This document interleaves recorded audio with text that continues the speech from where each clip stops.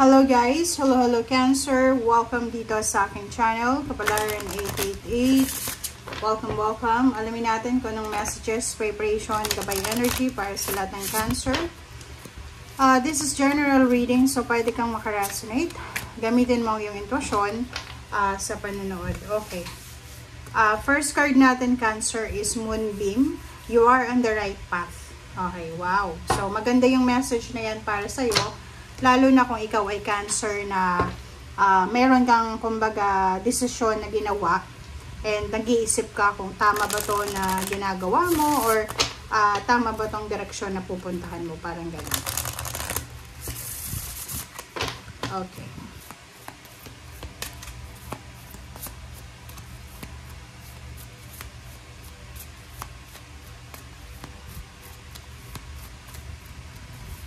Okay. Next card is Archangel Hope. Okay. So, Cancer, you are on the right path. So, kung ikaw ay nag-aalala kung ano ba yung posibleng mangyari sa future, sinasabi ng barahan na to na huwag kang mag-alala. Okay? Hindi ka dapat nag-aalala. Wala kang dapat na alalahanin. Kasi you are on the right path. You are on the right journey. You are on the right route. You are on the right direction. Second card is Angel of Hope. Okay, Archangel of Hope. So, sinasabi sir dito na may pag-asa. Okay, may liwanag, may pag-asa, may solusyon, may resolution, may rainbow dito. 'Di ba? So, sinasabi ng barasa yon na look for a cosmic gift. Remember, you deserve it. So, hanapin natin yung kung ano yung blessings. Just count your blessings ngayon and isipin mo na lahat ng biyaya na yan ay deserve mo. Okay? Wag kang mag-guilty kasi parang yung iba sa inyo nag-guilty. Iniisip niyo na, hindi ko deserve yung blessings. No, deserve mo yung blessings na yan. Okay?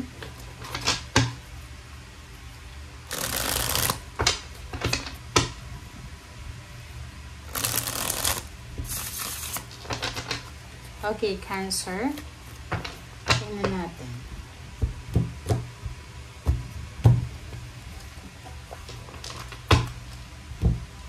Okay, first two cards tayo. Sa usaping relationship, if you're married, if you're in a relationship, committed relationship, maayos yung takbo ng relationship mo. So, nakikita ko sa'yo na kung yan yung inaalala mo, kung nag-aalala ka kung tama ba tong ginagawa ko sa pamilya ko, sa relationship ko, sinasabi na you're at peace. Okay? You're in the right direction, you're in the right relationship.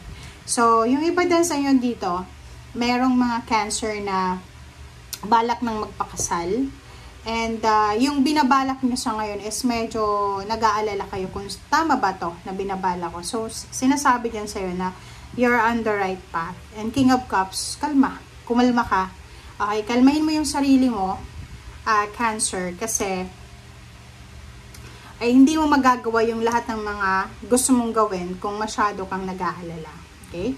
Six of Pentacles na reverse, and then King of Swords. So, nakikita ko sir dito, siguro mayroong mga Cancer na marami kayong pinagdadaanan na financial scarcity. Yung parang side na yung pera nyo. Kung may business ka, palugi na, parang ganun. Kung may trabaho ka naman, konti lang yung sweldo. And dito sinasabi ng barahan na talagang isang Cancer na sobra-sobra siyang motivated.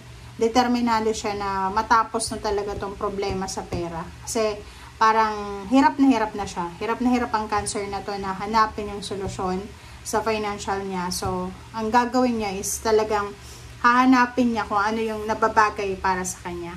Na like trabaho, negosyo, or ano pa man. So, nakikita ko sa'yo dito. Paki-comment sa comment section. Kasi mayroon ditong Cancer na feeling helpless and hopeless. Medyo may sama siya ng loob kasi posibleng pakiramdam niya mag-isa lang siya na lumalaban sa buhay. Pakiramdam niya wala siyang karamay, wala siyang kapamilya, parang ganun. Or meron siyang nararamdamang sakit ng kalooban kasi feeling niya, yun nga, mag-isa lang siya. Okay, next two cards natin is, wow, it's 9 and 10. So, sinasabi ng bara dito na isang posibleng good karma in terms of relationship ang mangyayari sa'yo. So, pwedeng mayroong balanse. So, posibleng may contract signing, 'di ba? It's work, job, or anything na involve ang family. So, nakikita ko sa'yo dito na justice is yours, diba? Sinasabi dito na isa sa mga pinagpipray nyo na buong pamilya na like for example, result, judgment, galing sa husgado, or pinagpipray nyong kontrata, trabaho, bahay, lupa, sasakyan, or anything na may involved na papeles, ay posibleng unti-unti nyo nang nakukuha or makukuha. Okay. So, nakikita ko sa'yo dito, meron dito na Cancer na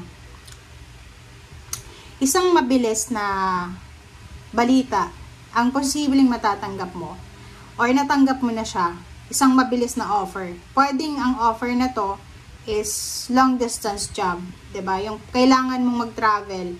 Kung nasaan ka man sa ngayon, hindi diyan yung tinutukoy nito, 'di ba? It's relocation. Kailangan mong mag-relocate. So, pwedeng may matanggap kang email, chat, call, or any communication na sinasabi sa iyo, Cancer, na willing ka ba na magtrabaho sa ibang bansa? Willing ka bang magtrabaho sa Mindanao kung nasa Luzon ka? O kung nasa Mindanao ka, willing ka bang magtrabaho sa Luzon? Parang ganun. So, kailangan mag-suffer. Syempre, magsasuffer ka. Bakit? Sacrifice yun eh. Lalo may pamilya ka, malalayo ka sa pamilya mo everyday. Dito sinasabi ng barahan na this offer will guarantee you ng transformation, ng pagbabago. Ang offer na to ay posibleng makakatulong to sa'yo, lalo na sa financial needs mo. And sinasabi ng barahan sa'yo, if ever lang na hindi mo masyadong, kumbaga, nagustuhan yung offer na to, pwede mong pagsisihan ito, maybe in 5 days, 5 weeks, maybe sa month ng May, sinasabi ng barahan na pwedeng pagsisihan mo siya kasi pinalampas mo. Parang ganun. Last card natin is 2 of Wands and 8 of Swords. So, nakikita ko sa'yo dito na if bibigyan ka ng pagkakataon ng universe ng choices and options or decision making, kailangan mo na daw to na kunin. I-grab mo yung opportunity na yan kasi hindi lahat ng tao nabibigyan ng opportunity na makapili, na mabigyan ng pagkakataon para, kumbaga, mai-correct natin yung mga mistakes natin.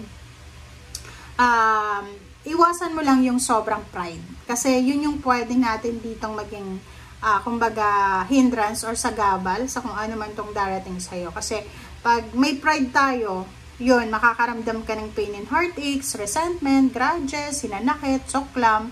So, pag ganun, pwedeng yung suklam na yon, hadlangan niya yung kung ano yung blessings na nakatadhana para sa'yo. So, napaka-importante na kailangan panatilihin nating malinis ang ating kalooban.